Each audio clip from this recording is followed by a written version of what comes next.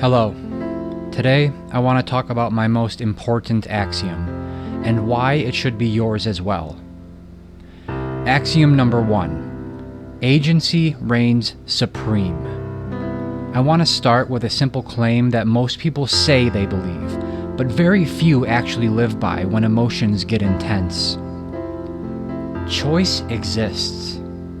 Responsibility exists. Always. No story, symbol, synchronicity, energy, angel numbers, dream, intuition, or destiny cancels personal responsibility for what you choose next. Not yours, not theirs. You can believe in guidance if you want. I do not speak to confiscate your spirituality.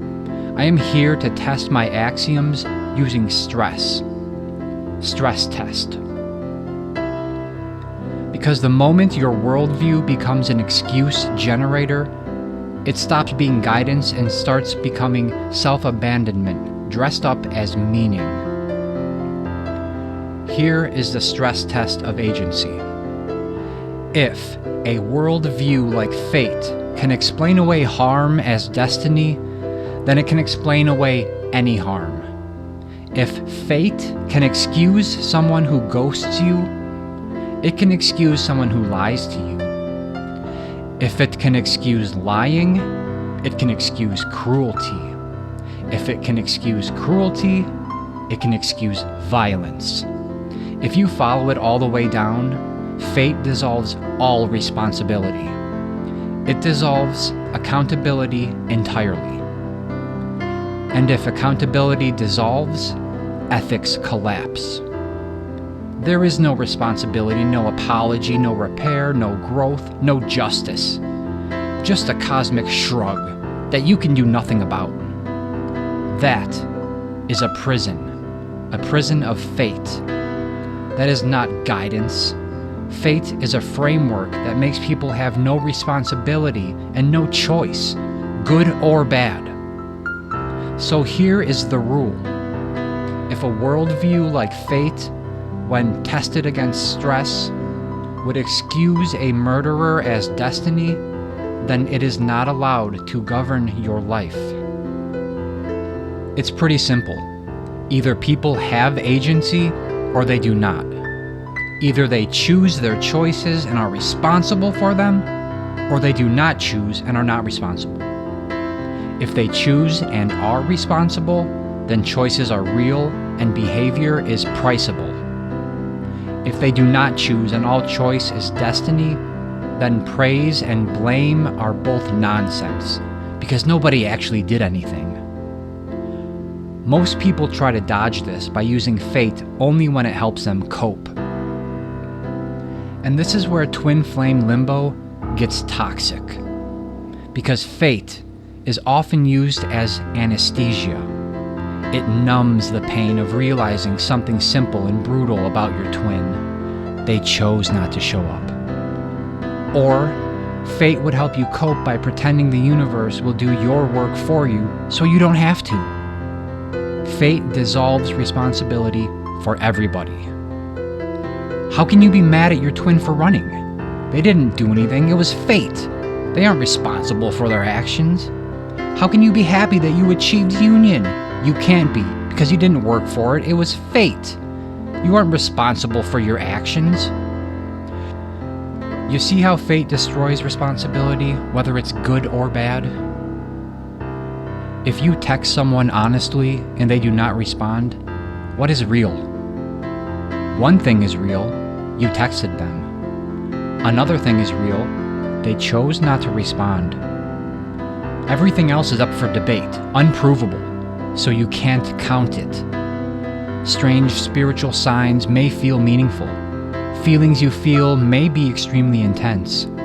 Dreams may feel too uncanny. But none of that overrides the observable truth. They did not respond. They aren't actually here in 3D confirming your speculations. And speculations are not proof. Agency tells us that your twin silence is an answer right now. It is proof. Fate tries to trick you into believing their silence is a puzzle.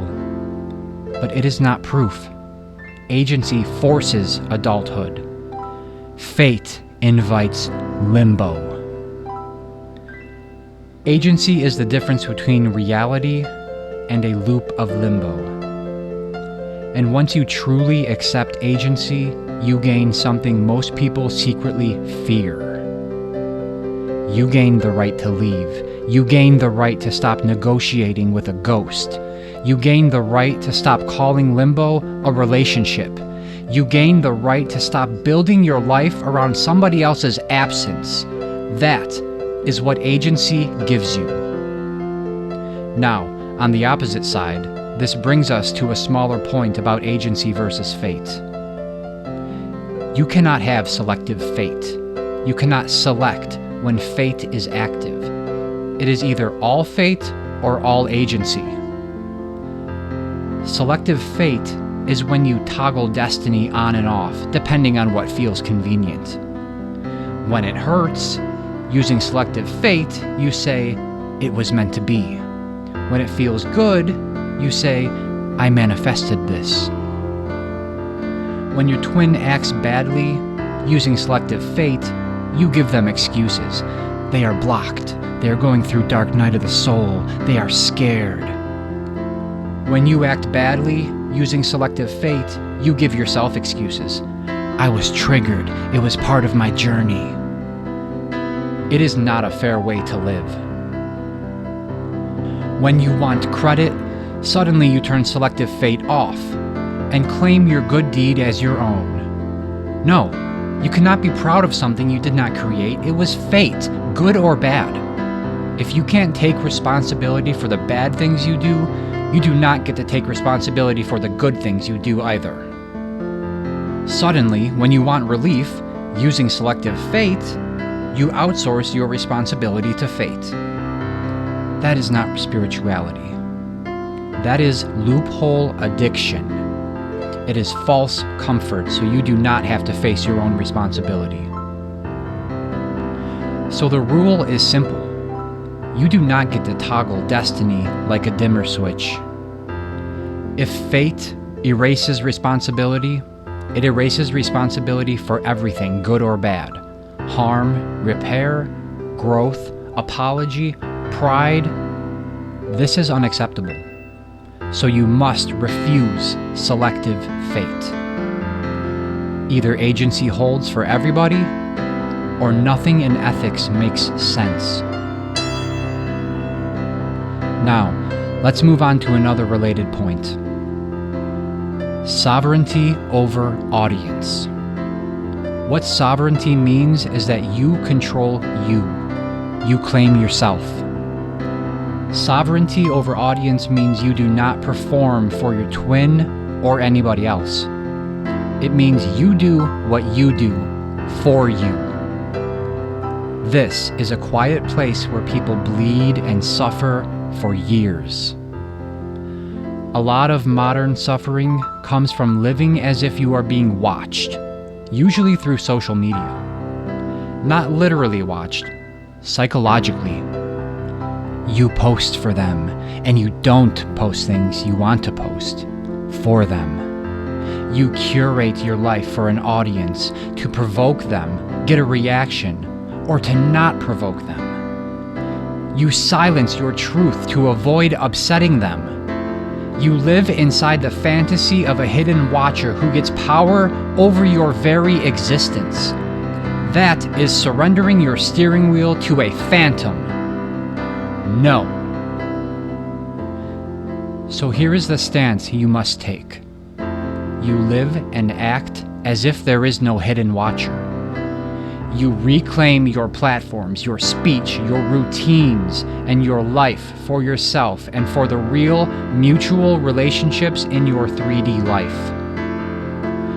If someone is secretly watching, that does not entitle them to shape what you say or do. They have no power over your expression. You veto their influence.